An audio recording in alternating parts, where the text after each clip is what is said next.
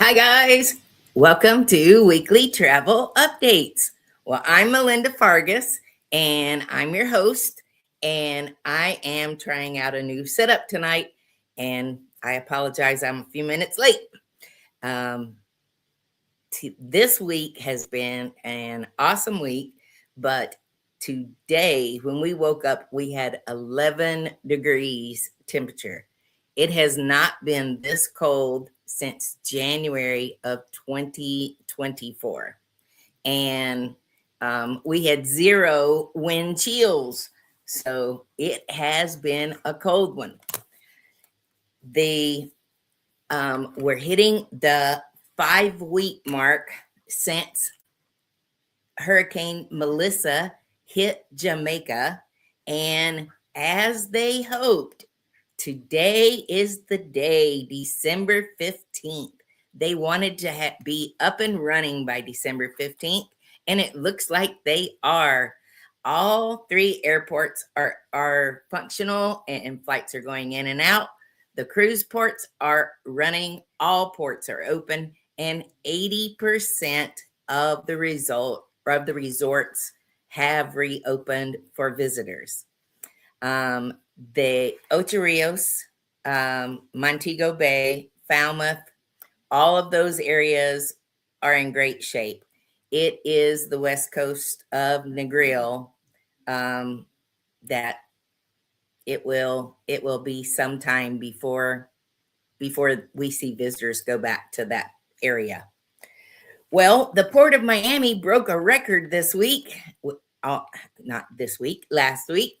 They had 75,000 people go through the Port of Miami in one single day. Port Canaveral, with its how many ships now? 18 ships at Port Canaveral, or they call Port Canaveral their home port. And so it is the busiest, but the one happened in Miami just this past week. Well, guys, Virgin Atlantic wants you to sail. All of you cruisers who have cruised on other cruise lines and you've got perks and loyalty benefits, they want to match everything that you have. They're calling it Virgin's World Widest Status Match. And no matter what level of status you are on any other cruise line, any other airline, they want your business. So they're pitching this, and you have between now and March 15th to take advantage of it. Well, I really had this laid out good on my computer, but I had to switch to a different. I couldn't get the sound to work. And Mom's computer is lagging just a little bit, but I am going to share my screen and go through what could really save you time, money, and less stress for the holidays. I'm going to jump into. I have to share my screen because I didn't have time to download them. I'm going to share it right here. And these are smart packing strategies for holiday and winter travel. I know that it's not possible, but whenever it is possible, carry on is your safest way to go. It's a time of year we have more lost luggage and delayed flights, canceled flights. It is common for December to have the highest amount of people around baggage carousels. And you can add 30 minutes or more to all of your travel time just because of the number of travelers. Shipping gifts ahead. Now, this is an idea. If you're bringing gifts, it's often easier to ship them directly to your destination rather than packing them in your suitcase. Wrapping paper, boxes, and bulky items take up valuable space, and security may require you to unwrap them, anything that they need to inspect. Shipping gifts frees up luggage space and helps you avoid potential transportation, security, administration, TSA issues. It ensures everything arrives safely without the extra weight. Now, here is a tip: layering for comfort. Winter clothing can take a lot of space in your suitcase. So a smart strategy is to wear your heaviest layers on the plane, such as your coats, sweaters, and don't forget your boots. This frees up your luggage while keeping you warm during the early morning departure and chilly airplane cabins. Layering also gives you flexibility. Add a scarf if you get cold, or take off your jacket if you get warm, so that you stay comfortable throughout your entire trip. Now, when we travel, it doesn't matter what time of year. Well, let me rephrase that. In winter travel, I will wear a sweater, wear a coat, and I will carry my heaviest coat over my arm, because I don't need my heaviest coat inside of the airport, but I also don't want to put it in my luggage. So my niece traveled over Thanksgiving, and I said, go on and wear both coats and take a pillowcase. And once you get on the plane, you can take off whatever you don't need, fill it in your pillowcase, and now you have a pillow to travel with. She thought that was pretty cool, and that's what she did. I also always carry all of my heaviest items, usually shoes, in my backpack. If I am nearing that 50-pound luggage total. And arrive earlier than usual, because during the Christmas rush, lines at check-in, security, and boarding are much longer than normal. And to avoid the last minute stress, aim to arrive at least 3 hours early for your domestic flights and 4 hours for international flights.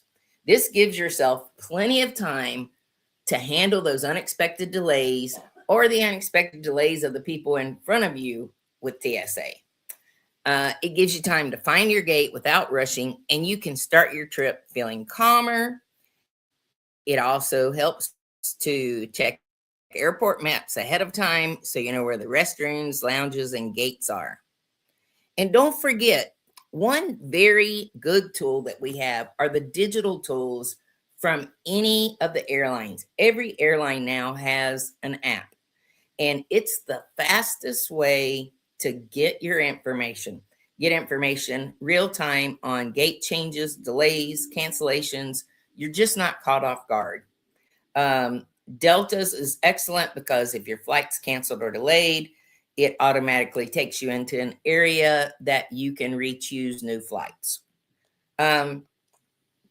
Be aware that at Christmas time or during the holidays, security lines are a major headache. And so if you have the TSA pre-check or global entry, that really does speed up your process with the dedicated lanes that are just for those travelers. But one cool hack is the majority of travelers are right-handed. So when they go in through to go to TSA, they tend to go to the right lanes. Next time you go through TSA, when she says, come on in, go to the left lanes. They tend to be much less congested. And managing delays and cancellations. Even the most prepared holiday plans can be disrupted. So know how to handle the delays and cancellations is essential. Number one, know your rights. If you have a great travel agent, like your travel agents at Action Travel, then we will share that information with you. But many times it's what people don't know that lose them compensation. If you are delayed more than 3 hours, the airlines need to give you a food voucher. If you're delayed more than 6 hours, Their additional monies need to exchange hands. And make sure you keep copies of your tickets, receipts, and any communications with the airlines. Because if you have to place a claim through your travel insurance or even through the carrier, any documentation that you have really affords you a better leg to stand on. And have a backup plan. Holiday travel comes with unpredictable weather and crowded schedules. So having a backup option can save you from long delays, whether it's another flight, a train route, or even a bus connection. A secondary plan keeps you moving when disruption happens.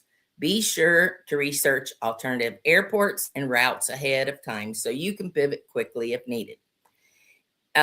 Before I go on, if I book your flight during the wintertime, we're generally going to book early flights because they tend to travel. And our early flights for January for our group trip, we do that to make sure that we get there on the day that we're trying to get there. But I always advise my travelers what is the next flight if this flight's canceled or if you miss this flight, particularly if they're working with connections. And it would just behoove you to know what is the next flight should your flight be canceled or delayed. And travel insurance, travel insurance, travel insurance.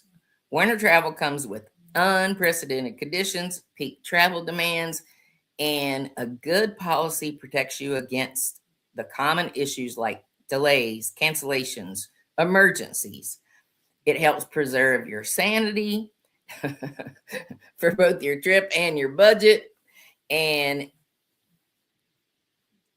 all of the travel insurance that we sell does include lost luggage, missed connections, etc. We use Allianz. As a matter of fact, this year, probably my top selling travel item has been the annual travel plan. And I'd be remiss if I didn't remind you, we need to stay healthy while we're traveling. I take a disposable water bottle, and as soon as I get through TSA, I fill it up, and I am carrying my bottle water, my water with me. I don't drink airplane water. I don't suggest you do. I no longer drink airplane coffee because it's made with airplane water and it's been sitting in those tanks for years. And all tests that have been done, none of the airlines passed. So don't do it. Boost immunity, sleep, hydration, balanced meals. A well-rested body handles long flights and crowded airports and sudden temperature changes far more easily. So packing simple vitamin supplements can also give your immune system a small but helpful boost while you're on the go. I always carry a med kit. So it's got aspirins and anything that we take normally outside of just regular medication. Remember, airports and planes see thousands of travelers every day, so bring hand sanitizer, disinfecting wipes to clean your tray tables, armrests, and seat buckles. Washing your hands often and wiping down high-touch surfaces reduces the risk of picking up seasonal illnesses like colds and flu. Try to avoid touching your face, especially your eyes, nose, and mouth, to further limit germ exposure. And while I'm not a big mask wearer, even when masks aren't required, wearing one in packed terminals or on full flights can help reduce exposure to airborne viruses. Really, it just protects you. So that's up to you. I have seen them out again already this year. So if there is somebody around me coughing, I will put one on. Okay. And don't forget on these long flights or even your extended car rides to get up and stretch, move, walk around the airplane, take extra stops along the road trip, make a habit of stretching, walking, or flexing your legs during layovers, even in the aisle. in the plane or whenever you stop. Regular movement keeps your circulation flowing and keeps you traveling smart. Okay. Ah, there you are. Okay. I hope that wasn't too boring. It looked much better when I had it in color and where you could see me talking to you. If you missed the show last week, we were expecting winter weather and we didn't get it. But lots of winter weather stories have gone on all week long. New York, Philadelphia, Chicago, Denver, Salt Lake, you name it. There has been winter weather and there have been flight delays and cancellations. This week also in New Delhi, a toxic smog packed the air, and it's been the highest pollution levels in weeks. And it was so thick that they delayed or canceled over 40 flights.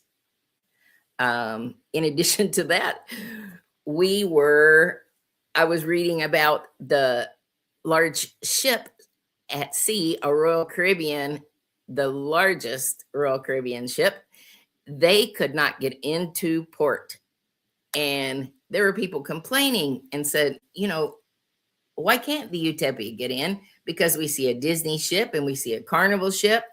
Well, it was because the winds were so high and the Utopia is such a greater size ship that the winds would push it.